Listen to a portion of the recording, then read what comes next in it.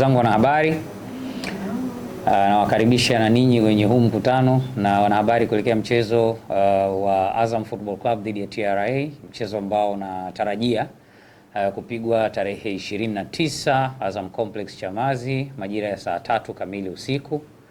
Huu ni mchezo mwingine wa ligi kuu, ikiwa ni mwendelezo wa ligi namba 6 kwa ubora barani Afrika kwa mujibu wa viwango ambavyo vimetoka hivi karibuni. Na sisi kama Azam FC tutaendelea kutoa kilichokuwa bora ndani yetu, tutaendelea kushusha vyuma, tutaendelea kuleta bench la kueleweka. Lakini zaidi tutatambulisha means zote necessary za kuifanya klabu ipandishe pia hadhi ya ligi ili kuhakikisha kwamba tunaunga mkono juhudi za Shirikisho la Mpira wa Miguu Tanzania TFF. Kesho ni siku nyingine ambayo tayari tumesha taja viingilio vya mchezo. VIP A itakuwa shilingi 10,000, VIP B itakuwa shilingi 5,000 na mzunguko itakuwa shilingi 3,000. Mungu akipenda, kuanzia majira ya saa 10 jioni mageti yatakuwa wazi tayari kwa ajili ya kupokea mashabiki wa mpira wa miguu ambao wamekuja kuangalia kandanda, lakini pia watakaopenda kutembelea duka letu la vifaa vya michezo la Azam FC. So kwa hayo machache niwakaribishe sana. Kuhusu mchezo wenyewe, ni mechi ngumu dhidi ya TRA kama ambavyo mmemsikia mwalimu akizungumza awali na mmesikia pia mwakilishi wa wachezaji.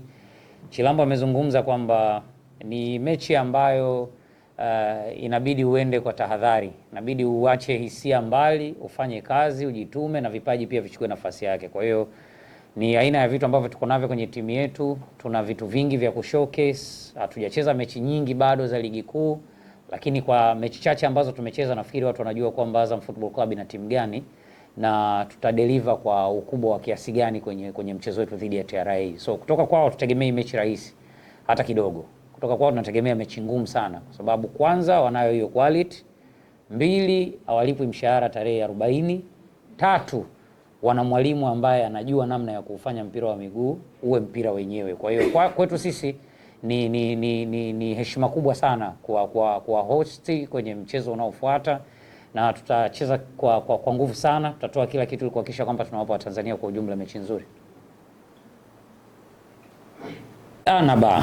Side A inakutengeneza kuwa timu imara zaidi, inakutengeneza kuwa mtu wa ushindani, kwa sababu unacheza CAF Confederation Cup, ukitoka hapo unarudi kucheza ligi kuu, na Mungu akipenda hivi karibuni tutaanza pia michuano ya FA, sio?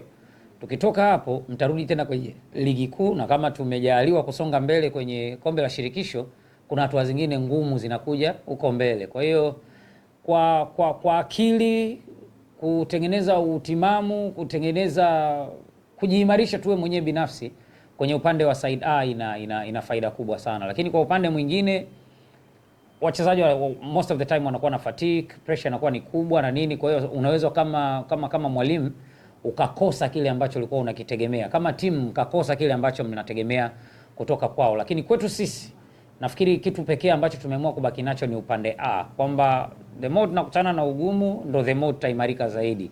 The more tutatako hizo challenges na kuzigeuza kuwa ushawishi wa kufanya kitu kizuri, itatuimarisha zaidi siku hadi siku na kufikia malengo ambayo tumeweka kama club. Kwa hiyo sisi kama Azam FC tunabaki na upande A. Hashim ametoka hapo Kristina anasema kwamba anaheshimu Azam FC, lakini wamedhamiria kweli kwenda kuchukua alama 3 dhidi ya kocha bora ambaye ni Imeni. Kwa upande wenu mchezo uliomalizika umetoka kutoa sare. Kauli hii huenda kama umekuja kwa kujidhatiti kweli usihitaji alama 3 kutoka kwenu. Of course, na sisi tunaheshimu uwezo wa TRA na tunajua kwamba wana timu nzuri. Nimesema hivyo mwanzo.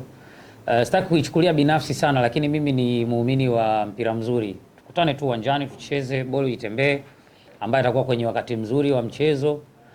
Akipata matokeo mazuri, obvious inakuwa nzuri kwa upande wake. Kama ukiakanyaga utakuwa umeakanyaga tu. Na uzuri ni kwamba nafikiri hakuna mtu ambaye anafanya kitu kwa uhakika akawa na makelele. Panganga zikiwa nyingi, wewe sio mtendaji. Tusubiri tuone muda ufike tucheze. Uzuri ni saa 3 usiku, cool breeze, we'll give them a good match. Pengine sasa mashabiki watarajia kitu gani cha tofauti kuelekea kwenye mchezo wake? Hakuna kitu cha tofauti. Azam FC ndo ile ambayo imetoka kucheza na Nairobi. Hakuna kitu cha tofauti kwa sababu Azam FC ndo ile iliyocheza mchezo wa mwisho wa ligi kuu. Mwalimu ni yule, Tuna maingizo mawili mpaka sasa hivi kwenye usajili ambayo tumeshayatambulisha, wengine bado hatujawatambulisha, ila swala la usajili tulishafanyaje, tulishalimaliza. Kwa hiyo kama kutakuwa kuna kitu exceptional, labda pengine tutakapoamua kutambulisha mtu mwingine, lakini sisi kama club tumejiandaa na mchezo, tuko vile vile. Nado ni yule yule, Fei ni yule yule, Kitambala ni yule yule, Ibenge ni yule yule, na mimi ni yule yule, hata babu zaka za kazi ndio yule yule. Kwa hiyo hakuna kitu chochote ambacho ni cha tofauti. Umezungumza kuhusu usajili, kuna sajili yoyote ambayo wanaanza FC waitarajie? Very soon tutamalizia kuwatambulisha wachezaji wetu ambao bado hawajawaona. Wale ambao tumeshawasajili, tumeshawatambulisha, wamewaona. Ambao bado hatujawa reveal kwao, bado tunatafuta utaratibu kidogo. Unajua kuna wakati unaweza ukaona mchezaji, yani safari ya Unguja inanoga ukipanda Kilimanjaro 9.